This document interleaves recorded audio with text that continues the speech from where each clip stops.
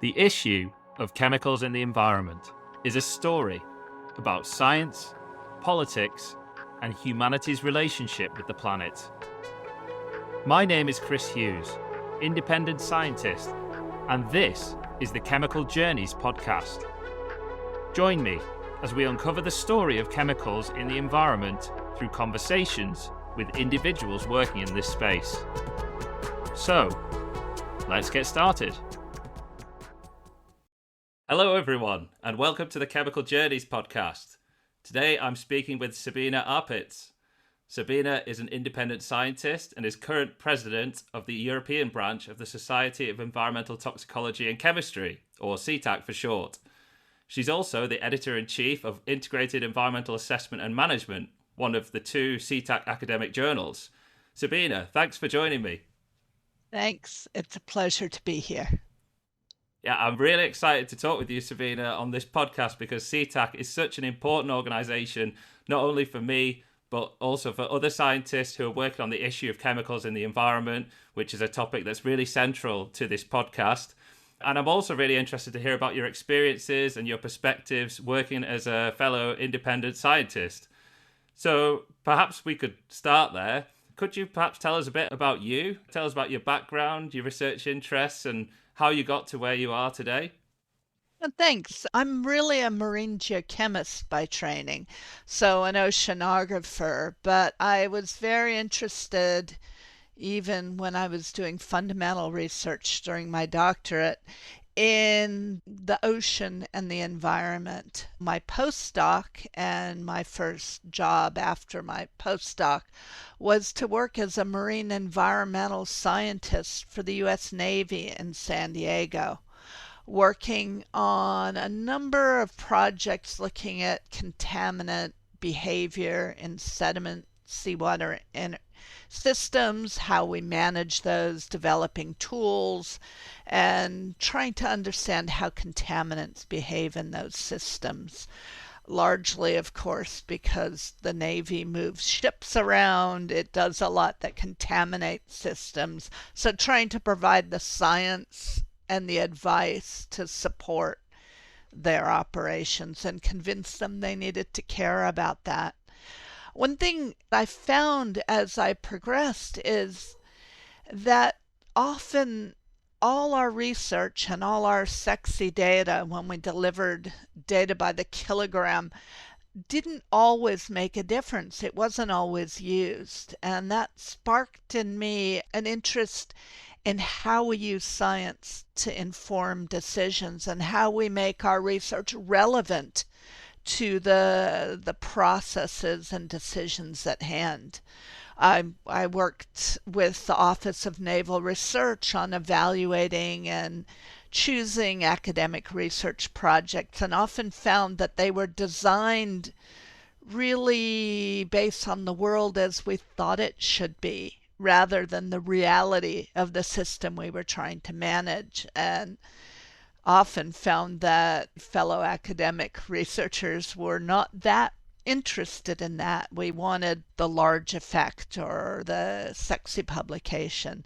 And so in my role, eventually advising the government and representing the government on sediment and coastal management. And then when I moved to the UK and started doing independent work advising people on how you use science to inform management and decisions, that really became my thing. How do we link what we can measure as scientists to what we want to achieve as society? So a very careful examination of the implications behind our measures and how we translate that to the things we really want, which might be a healthy ecosystem. It might be no risk, but that means very different things in very different contexts. It might mean sustainability. It might mean health. It might be how we use data and how we translate data very much depends on the narrative intent of a framework. And so that's really where I found my happy place, sort of almost as a science broker. Of course, IEAM, our journal, really And that's our remit there too. It's science-informed environmental management policy and decision making.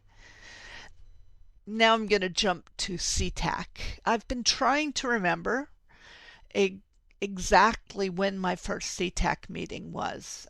Because as a marine geochemist, I was and a cross-disciplinary person, I was attending a lot of meetings, ACS, sediment meetings, SPIE, because we were developing optical sensors, military engineering meetings, American Chemical Society.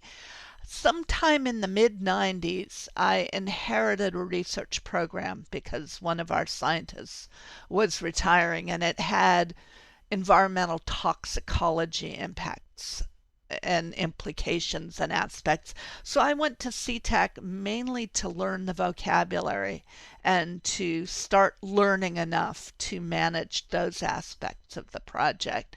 I didn't present at SETAC, I think, till about 99, my CV, and I got a list, but there were so many meetings and I'm not sure which one I went to. I really started being more engaged in SETAC when I moved to Europe, or as much as the UK is Europe. That depends on who you ask. And attended SETAC Europe from almost when we arrived here in the very early 2020s. No, 2000s. Sorry, we arrived in 2001. Time flies. And Hmm. and and then of course got much more involved in that question of how to broaden and engage SETAC in these cross-disciplinary and holistic questions that I already talked about. So, again, not really a toxicologist. I have been trained by some amazing SETAC scientists to understand enough about ecology and toxicology not to do things wrong, but I'm not a toxicologist.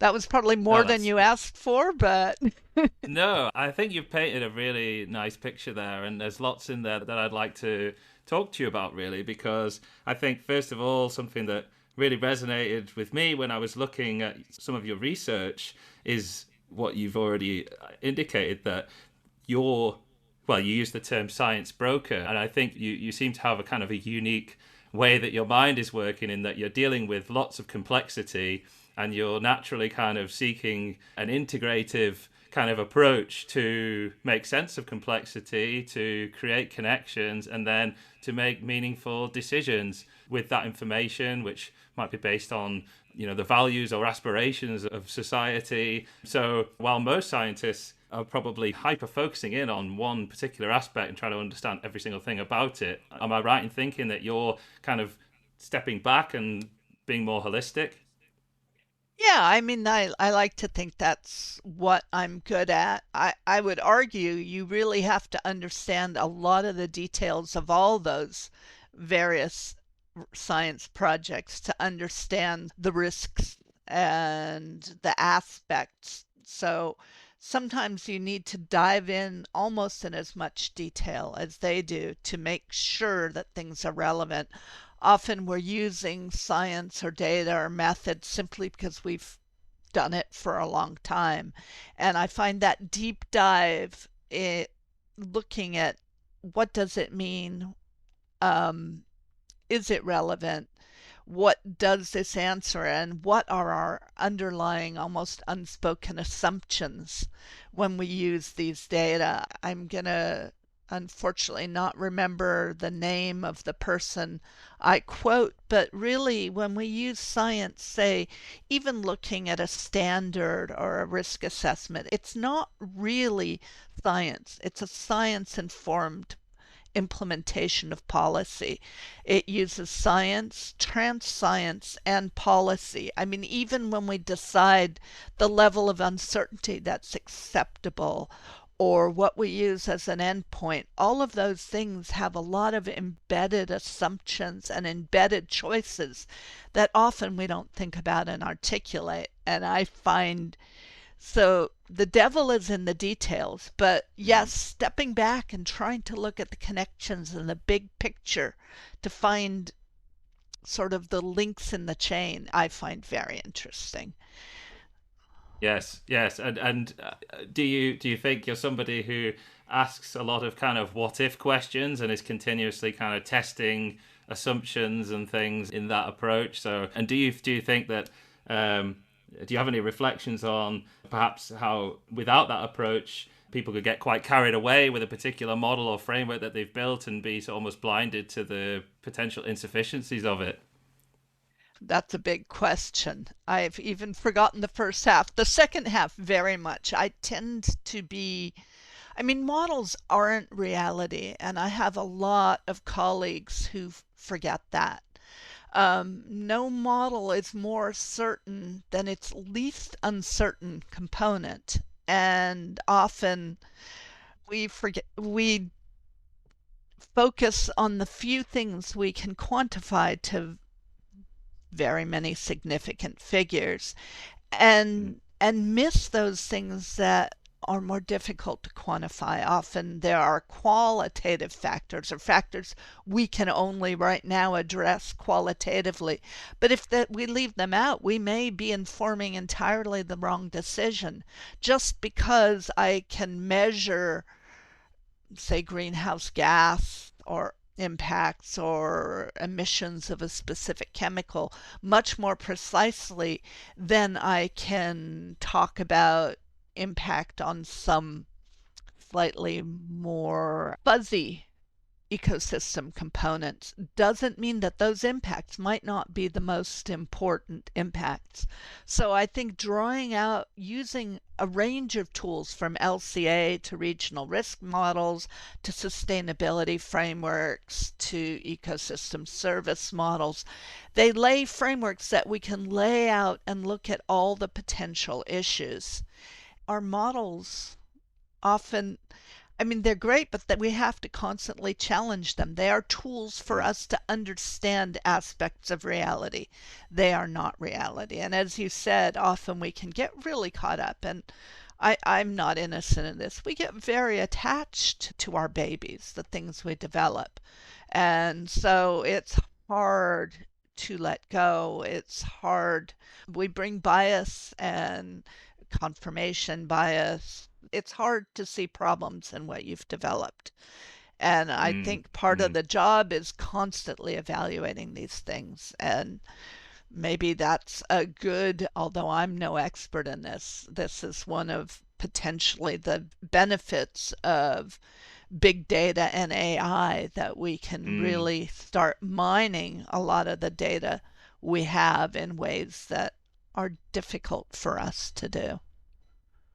Yeah, I think you're right there. I think big data and AI potentially opens up a whole new realm of insight gaining from data that we're used to dealing with as scientists in little parcels. And it's simply beyond human capabilities to Yeah. distill the data to the level that it's needed. This also reminds me of the concept of weight of evidence that I've been sort of involved with through persistence assessments. And the regulations require that for these assessments you apply what's called a weight of evidence approach, but it's a little bit vague in terms of how that should be done. And so as I've dived into that more and more, and I've read works of people like Glenn Suter, who I think you know quite well, I've really been fascinated with how we actually tackle these big challenges, like we're doing a weight of evidence, and also how it contrasts with some of the kind of the systems that we use and the urgency to make decisions and to overlook certain things in doing that. Yeah, weight of evidence is really interesting because, again, it's just a tool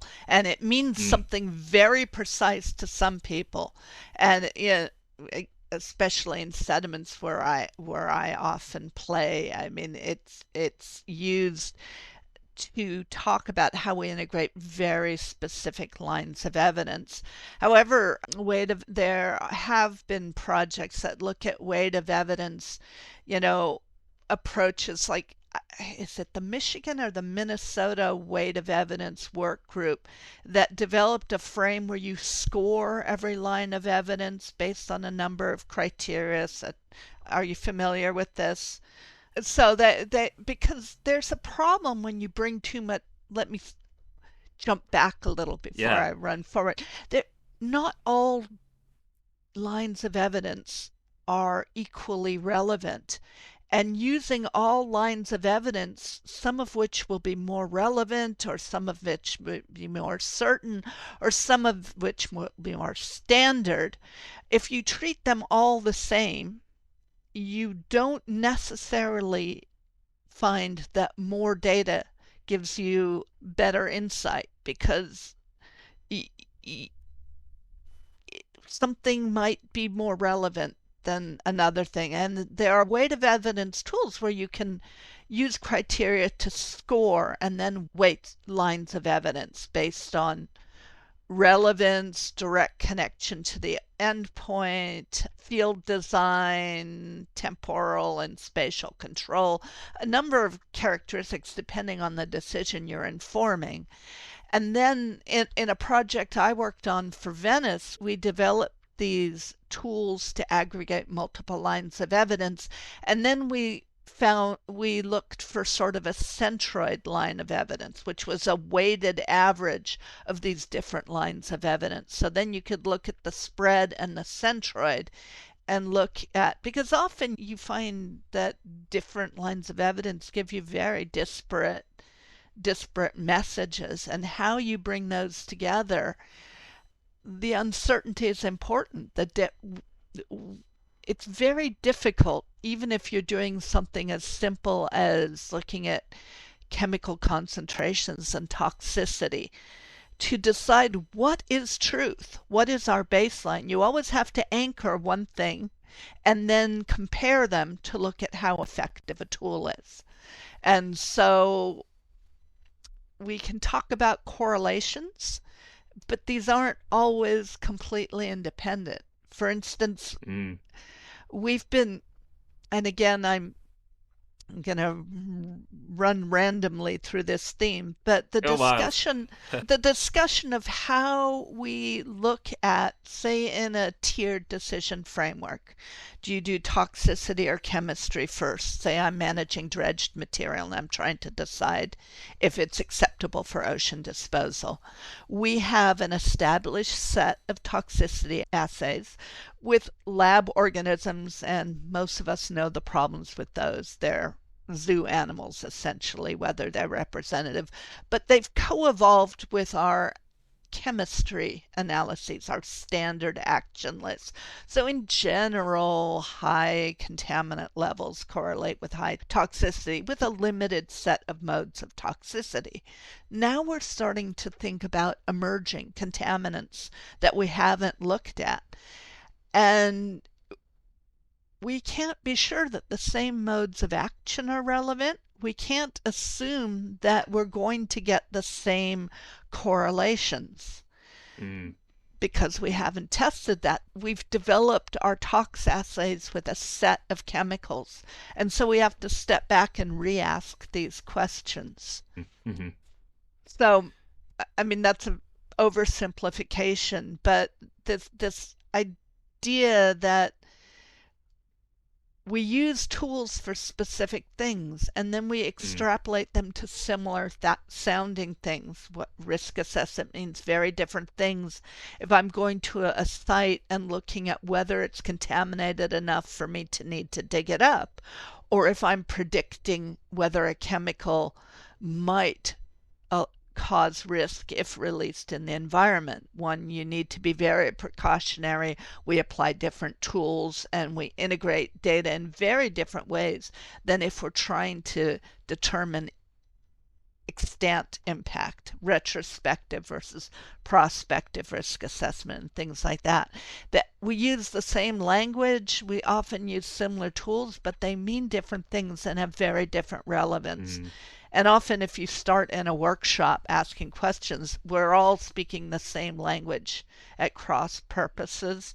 And those are the annoying little details I find really fun to tease out because they really affect the advice you're giving Yes. people. You have to understand what they're trying to decide.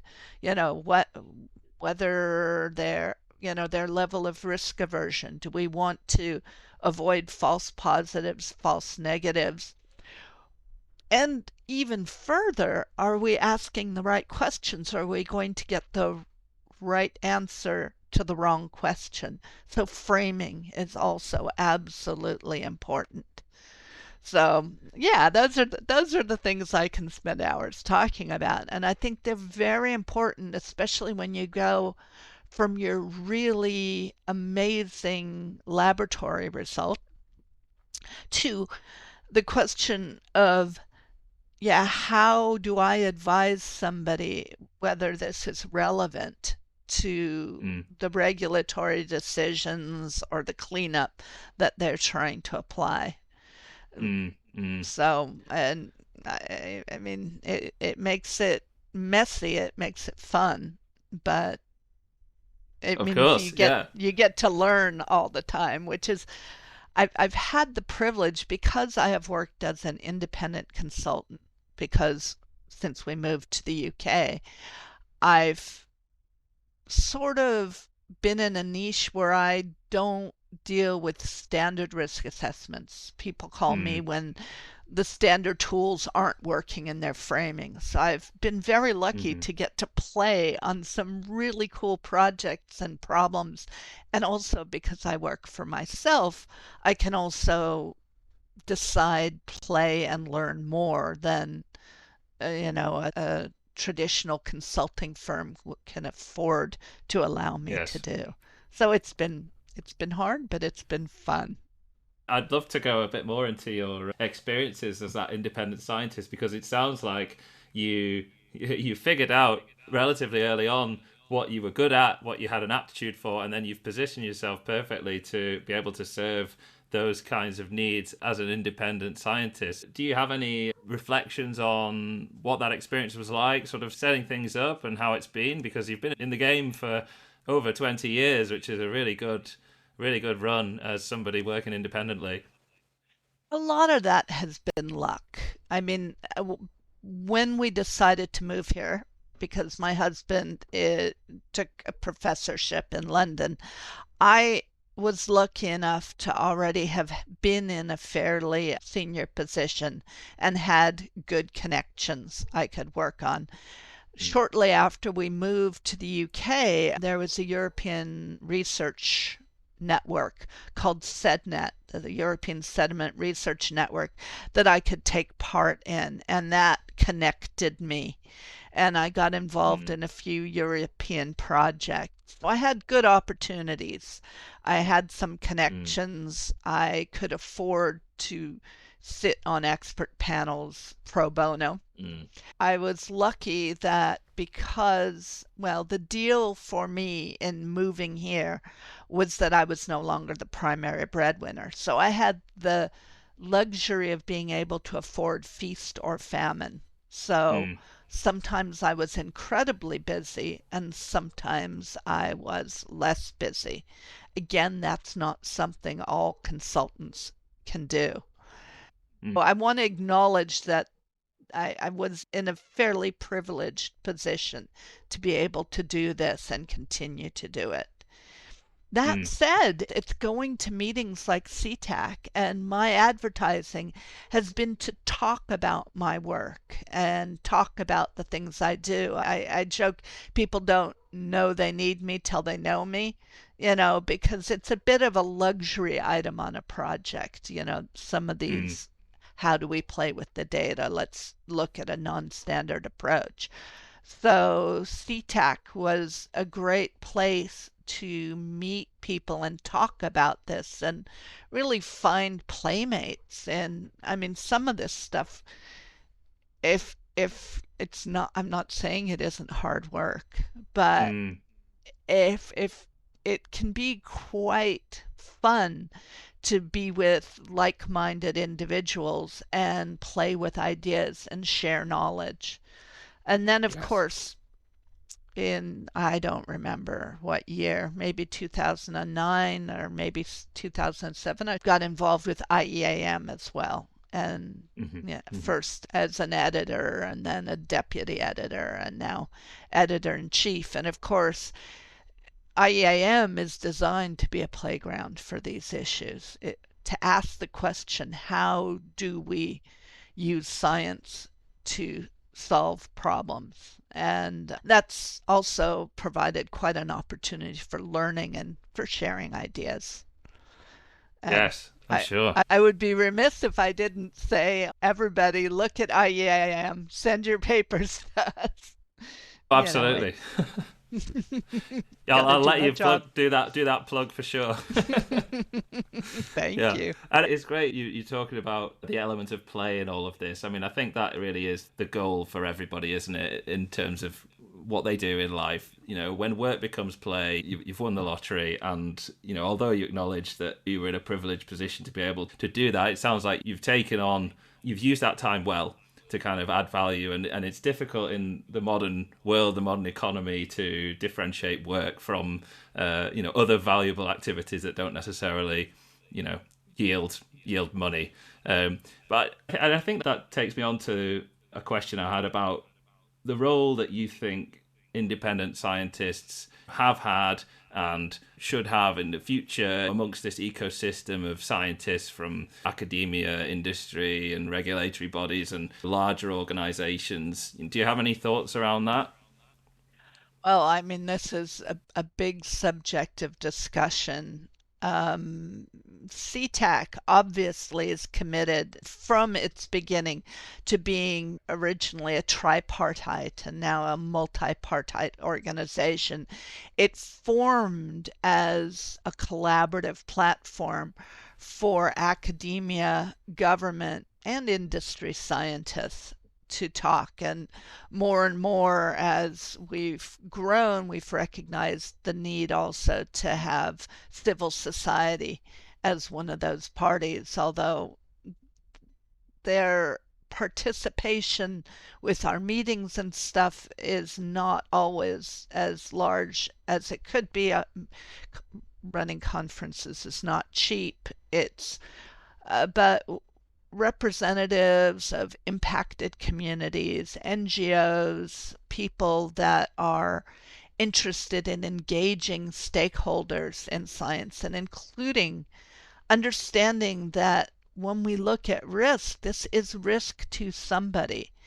And although often it's regulators or companies that make environmental decisions, these are societal decisions and they affect society and different aspects of Mm. society differently. And so I just want to say we often talk about those three entities. There's underlying that has to be an understanding that our job is to provide the science to help society make decisions. And this is why I think translation is so important. Mm. Ultimately, the environmental decisions are not scientific decisions. We're balancing competing risks and benefits into different members of society and different values also. Ecology and ecosystem has intrinsic value in Mm. its own, and it helps have people that are standing for that as well. But I think you're referring to a discussion where people question whether industry should have a role within a scientific society, and different societies have allowed different roles for corporate scientists. However, a lot of the science that SETAC does, when we look at chemicals regulation and stuff, ultimately those measures, that data collection, those data are held by industry. They are affected and they are going to be managing those things. I'm in all my roles throughout my career, I've been an advocate for transparency. Mm. And more on the journals, we are pushing for open data wherever possible and accepting fewer excuses for not making data available if one Mm. publishes or speaks. Um, as SETAC gets involved in policy relevant discussions, the data and the insights of industry scientists are important. Again, this needs to be transparent. There needs to be clarity not only of the data, but who is advising on what hat they're wearing, and who is making decisions.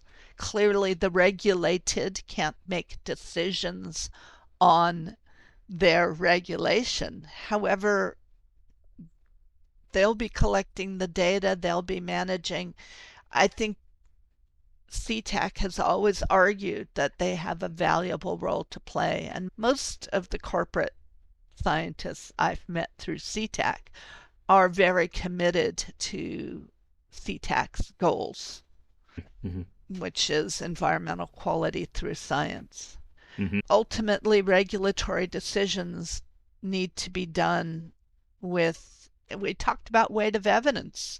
Part of when you consider your evidence has to be the source, the verifiability.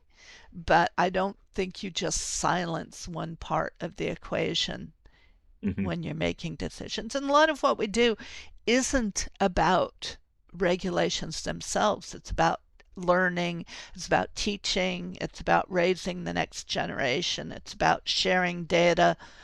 A lot of that work is being done by corporate scientists, and I'd hate not to see those results. Now, if we get a paper for peer review that has regulatory implications, we ensure that it gets a very broad and diverse review, that we're having government reviewers, people, often government from other countries, that we can get a neutral viewpoint, that academics are looking at it if it's relevant. This is again where transparency matters. Yes. But I acknowledge there's a lot of debate about this, and different people have different viewpoints, and some would rather that corporate business representatives were not at the table. I think it depends on the table you're setting and what you're trying to achieve. Historically, we've supported all our partners, and different people play different roles. Yes. Does that answer your question? Yeah, I think I was certainly hoping to kind of go on to this topic because, from my own experience, I can comment, that I work with many industry scientists and also scientists from academia and regulatory bodies as well. And I appreciate the kind of different drivers and different perspectives. But I had noticed within the SETAC community in particular that the atmosphere was getting a little bit almost kind of bordering on unpleasant in the kind of way that these different groups or representations were interacting with one another. And I think you touched on it a little bit. Well, I think as a society we're going through an evolution, in my view, in that values are changing. Sustainability is a huge kind of shift in public consciousness and public perspectives, and there are issues around trust and transparency which need to be addressed. And I think as well, it's good that we're encouraging kind of public participation in some of these discussions, because I think for a long time the public's been sort of left out of a lot of these discussions and decision making. But the reality is that the chemicals that we use in daily life get out into the environment and people can be exposed to them. And, that is the nature of the society that we have built, but it's not been something that's been high in the public consciousness or necessarily something that anybody said, do you want this? But obviously we all want the benefits that have been reaped by the modern economy and the technology that we use, and all the well-being that's delivered by that. I always say everybody's an environmentalist until they have a cockroach in their kitchen. Um, yeah, we use these products. It's a difficult question. I mean, I think there's a neoliberal sort of rubric that all we need is for consumers to make different choices. But of course, a lot of the chemicals we're using or should be allowed to use, there needs to be top-down regulation as well, and the science needs to be there that policymakers can make informed decisions. I think the noise and the change, the elephant in the room is right now there are big changes going on in the world and more anti-regulatory push and defunding of environmental research. And I just wanted to say that for a large part, it's also in industry's interest, or much of industry, to have predictable and reliable and meaningful science-informed regulation, because otherwise, simply because of competition, there will be a race to the bottom. Because if a player who pollutes has a huge competitive edge, it's going to be hard in a Wild West environment for companies to maintain responsible practices and sustainable practices. And so having the science and the support and the regulations lays a groundwork where people know what sort of environment they're planning their business practices on. And when we just start throwing the baby out with the bathwater, it doesn't just hurt the public. I think it can hurt a lot of industries as well. Yes. You see this when there was talk about reducing emission standards in cars, and some car companies objected because they needed predictability. They also needed to compete in other countries. Having uniform and clear and science-based standards creates a level playing field for industry as well. Sorry, a bit of a rant, Yes. but I mean, there's this idea that it's business versus the environment, and it doesn't have to be. Yes, yes, and I think appreciation that any policy that is introduced is always going to be imperfect, and that there's always going to be unintended consequences that need to be monitored and measured and perhaps dealt with subsequently. I guess, the key thing is to take decisions very carefully and to try as much as possible to be mindful and remain receptive to learning about these things so that we make good decisions as we go. I think that helps to bring us on a little bit to, I thought we could talk about the editorial that you and other senior editors at IEAM wrote in 2017, which had the title Science, Anti-Science and Environmental Decision-Making, A Call to Action. And you recently mentioned that this is more relevant now than ever, and I think we kind of touched on some of the elements of that. Do you want to sort of talk a bit about that editorial and what your further thoughts were? Sure. First, I'd like to say my co-authors were Thomas Backhaus, Peter Chapman, Glenn Suter. I think that's it. I don't have it in front of me. I'm sorry if I've left somebody out.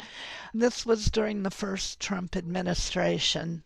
And although things are supercharged now, there was a lot of trying to defund and remove the regulatory power of a number of regulatory science agencies to silence the scientists. Back then, they weren't all being fired, but they were being silenced to rewrite and spin recommendations and to just promote science denialism, client denialism, alternative facts, and anti-science. And we wanted to speak to that.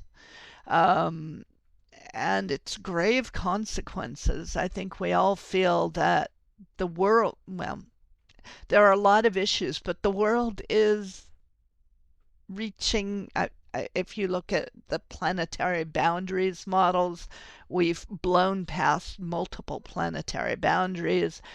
ecosystems and a lot of systems are at or beyond tipping points where the consequences of actions are irreversible, and yet it seems politically expedient to pretend that they're not. Nobody likes good news, bad news, Yeah. excuse me. I mean, I think back to the 70s when Jimmy Carter was talking about we had an energy crisis. And back then, he was talking about that there were limits to our water and energy use. And he was reviled and he didn't get a second term in office. Mm. For that, I don't want to oversimplify. There were many reasons. But there's this feeling that we are masters of the earth and we have been endowed with an unlimited resource, and it's not true, and it's very upsetting to hear. And the changes are, yeah, the consequences of no action are much more expensive than the cost of action. However, frightening is to think that we have to change everything. Mm. And so it is in the interest of many to deny and obfuscate and Mm. silence. And it was our intent to make a strong statement about Mm. that, and that the consequences were global, potentially irreversible, and we'd argue criminal. And then again, these are personal statements. I'm not speaking for Mm. SETAC. This was an editorial, and we all spoke for ourselves, not Mm. our organizations. But I recently re-looked at that editorial, and if anything, I stand by it and think it's more urgent now. It's so easy to propagate untruths, Yeah. and we're not very good at responding to it. We're used to a very systematic and focused way of communicating our results, especially as academics. Yes. We do peer review, but we don't get reviewers that say, no, it's not. They're talking about our methodologies. They're not denying reality, and we do need to learn to communicate in the context that is Mm. meaningful. And I Mm. mean, as I've said, that's a lot of what I think about is how you make scientists understand that it needs to be relevant to society, and also try to translate the science to things that people value. Sometimes that can look anthropocentric or that can look too simple, but ultimately we serve society in making the Mm. decisions that will inform their futures. Sorry, a bit of a rant. No, no, it's not. It's not a rant at all. I mean, there's a lot in that editorial that I agreed with, and again, I go back to the principles of that we need to be cautious. We need to not underestimate the potency of human technology to change the environment, and we can't be hubristic while we're making all this technological progress to ignore or even to sort of cynically distract from some of the costs of what we're doing. It's really interesting because certainly we've all seen the evolution with social media and also in how scientists are learning to engage in the science policy interface. And obviously there's comments that scientists need to be cautious or even need to be Puritan about not engaging in the science policy interface.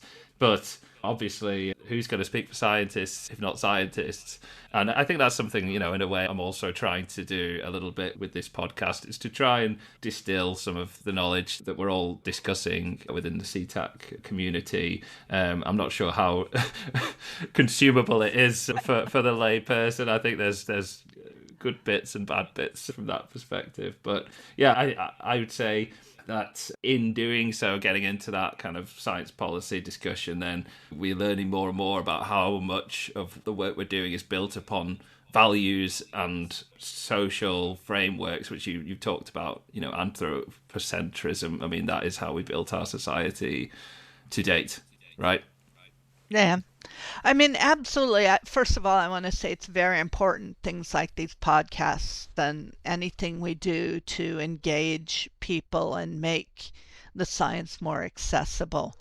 I do want to say that editorial, in my memory, it's been almost a decade now, did trigger some debate, some letters to the editor on exactly what the role of scientists was and to what extent we should be Puritan or not. Very often, people's opinion on that has to do with the specific framing they work on. I mean, in chemicals regulation, say the European Food and Safety Administration, EFSA, I think, there are hard lines between risk assessment and risk management and who can play those roles.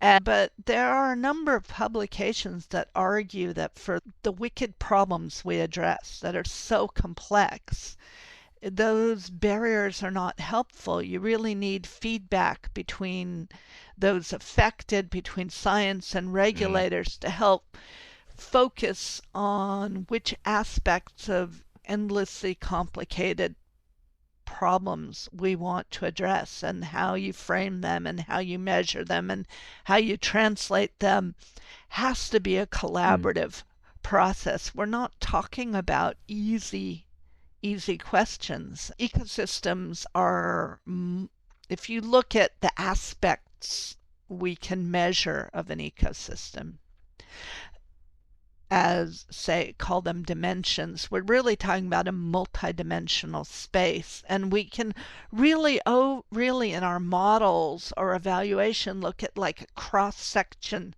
through that space where we're looking at one or two variables, and then we try to project and understand this endless complexity, the interactions between say multiple contaminants and multiple endpoints, and then let's try changing the climate and shifting populations and habitats are shifting, and all those parameters affect how how systems operate, and we can't even begin to understand it. We're like, children looking up at, and so if we think that we can simply hand a pie, science by the kilogram to people that haven't been part of the conversation and then expect them to make pure decisions. I think this myth of purity and separation, it depends on the problem you're trying to solve, but it can be problematic. And I don't believe that only industry scientists can be subject to bias or even corruption. I think there's pressure as an academic scientist to get very dramatic results. Seeing and reporting effects is much more beneficial than seeing no effects. In government, I've worked in all sectors. There were pressures about funding and politics and whose toes you stepped on. This is why we all have to be transparent, and I think we all have to be at the table. But they're very complicated problems we're trying to address, and we need to be adaptive. We need to learn as we go and respond to the learning, and we need to be transparent. Yes. No, I fully agree with you there, Sabina. No, thank you for that. I wanted to give you a chance to talk about your own podcast, Join the Dots. Because you were one of the front runners with this, so why don't you tell us a little bit about that? I always call it my accidental podcast. I did not intend to be on a podcast. I figured I was much too old for these modern fripperies. I mean, we'd been encouraged on the journal to podcast and blog, and I said, yeah, I don't do that. I was at a meeting, what's it called? It was an environmental economic meeting that one of my co-podcasters, Ed J. arranges every Mm. year through her company, FTech. And there were a number of people there. I was trying to solicit papers from a number of people there, EJ Mm. and Mm. a science policy person, about economic implications. I was trying to get editors, and somehow we ended up doing a podcast. And the point was to get an expert in environmental economics, somebody that does science, policy, NGO sort of interface, an environmental scientist to sort of do a deep dive on sort of the devil is in the details, looking at the Yeah. trade-offs and implications of simple day-to-day choices. We were interested, I mean, for me, a big interest really was the issue of unnecessary chemicals that we have in the environment. Scented toilet paper. Why? All sorts of added non-functional chemicals, cleaning products that are excessive, things like that. But also, choices you make in what you eat and what you do. So I would dive in and look at some of the science, so we could talk about trade-offs. EJ, well, she'd talk economy, then we'd talk policy. Sometimes we had a guest, sometimes we just riffed with each other. It was fun. It was a lot of work. And the thing you've probably realized about podcasts or social media in general, it's a beast that needs to be fed. Yeah. We all had day jobs, and the periodic nature of it and having to constantly have yet another episode when we were all Mm. quite busy. Um, we kind of fizzled off at the end of a season, and then, although we talk about it, didn't really restart because, Mm. we had other projects to do. So, but it was fun. It was interesting to deep dive. We had sort of a second stream on that called, what was it called? Demystifying Careers or something like that, Mm. where Mm. we talked to people, coincidentally, I think almost all women, but about their career pathways and how they got to Yes. what they were doing. And that was really fun too. I'm sorry, I can't remember the name right now. I'm really bad about names and details and things. That's why I do big picture. Oh yeah, But don't worry. I'm the same.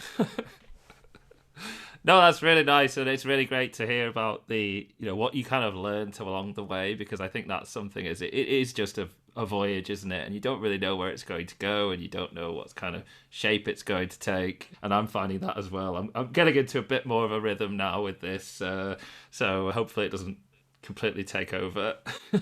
Do you have a best or a favorite moment over the time that you were podcasting? You know, it's interesting. We did an episode on disposable versus reusable hygiene products. Uh, And I really did a deep dive on the LCA and a number of studies. And it was really interesting because there's a big impact for transporting and cleaning, say, diapers.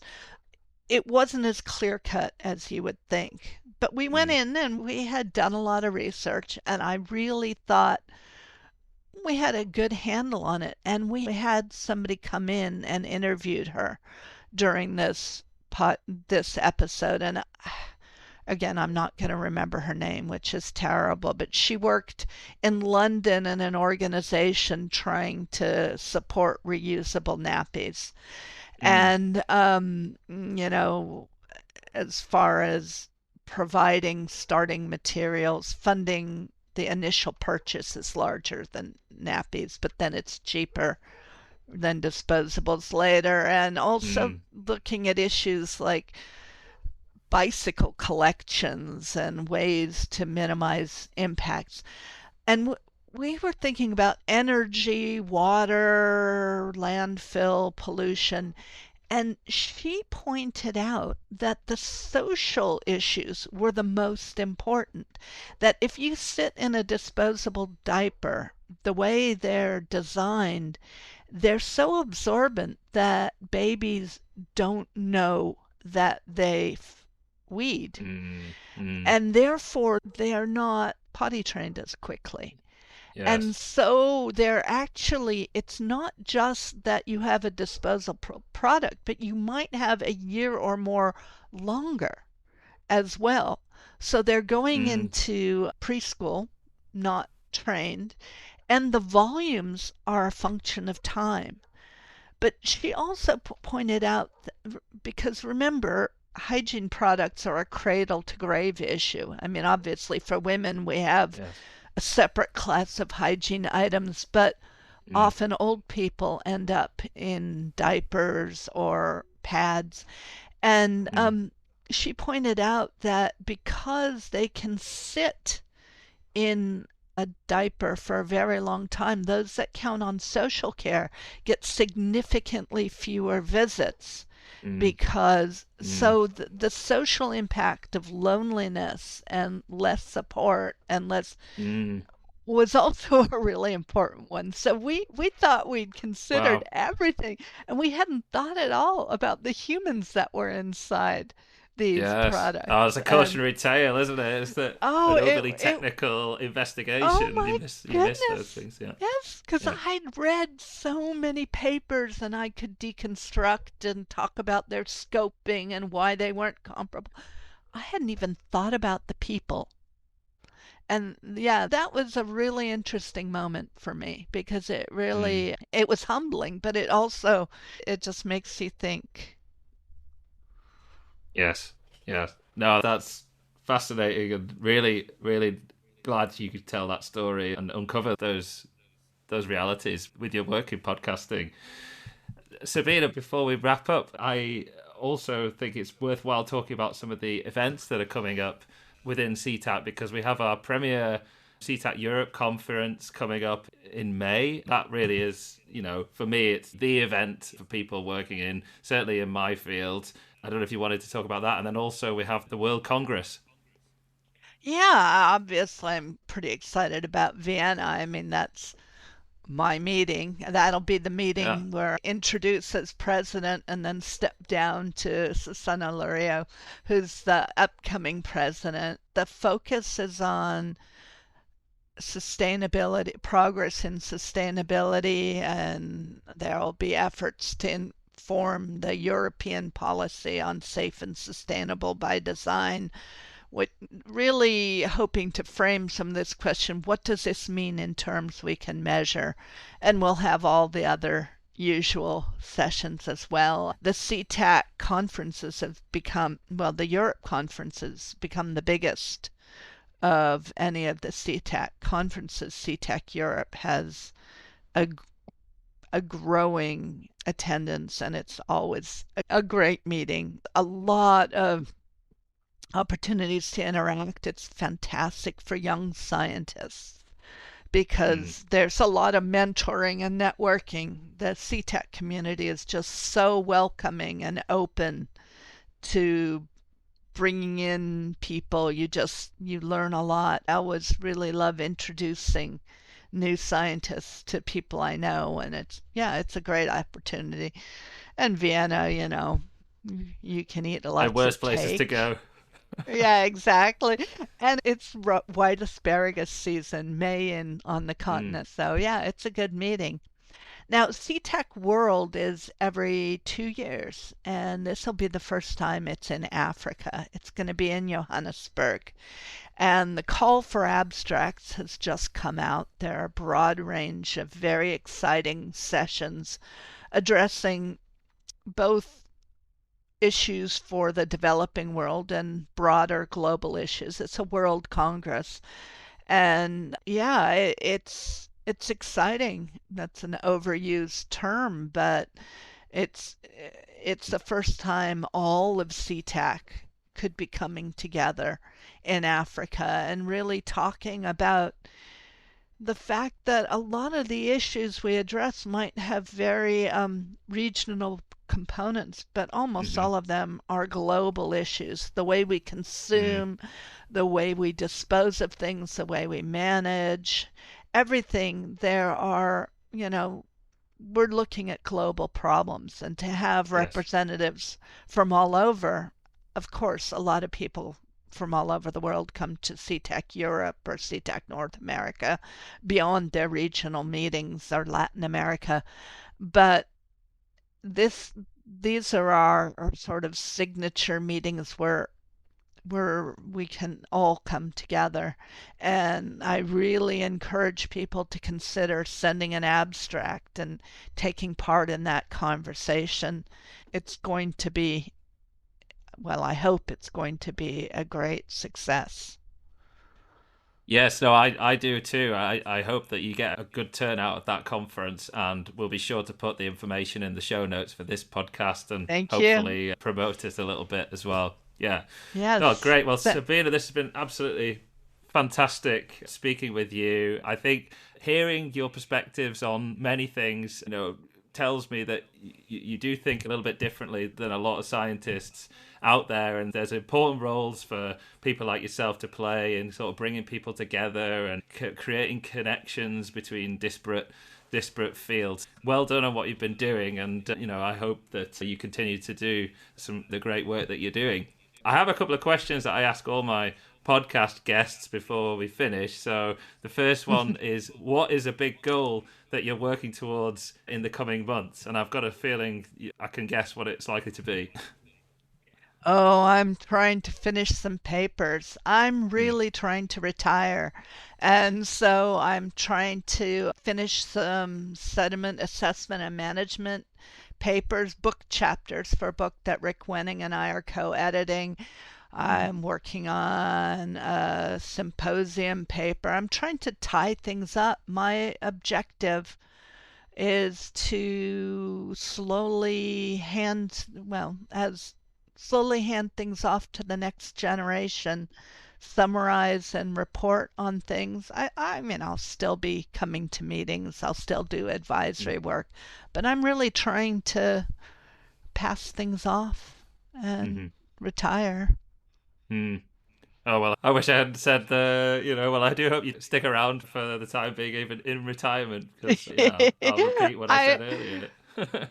I mean, it will be hard not to keep playing with some of this at some Mm. extent, but I want to learn some new and different things. Mm. Mm. So, Fair I, enough.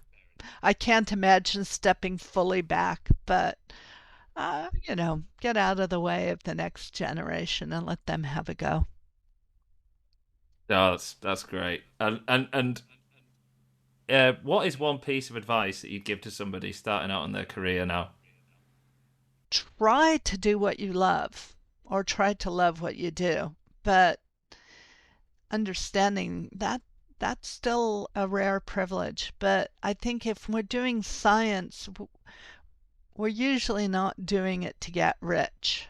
Mm. So usually you have some, hopefully, aptitude and some passion. So, yeah, follow your passion and work hard. Thank you so much. It's been a really, really great conversation. I knew it would be. And yeah, I'm looking forward to seeing you in Vienna along with everybody else who comes to that conference. And I'll just say thanks very much, everybody else who's been listening. Your time's really precious. And so I'm really grateful that you've spent it with us. If you've enjoyed this podcast, please spread the word about chemical journeys. We've got more conversations like this to follow. Thank you, Sabina. Thank you, everyone. Take care. Thank you, Chris. I've had fun. Good luck with your podcast. Thank you.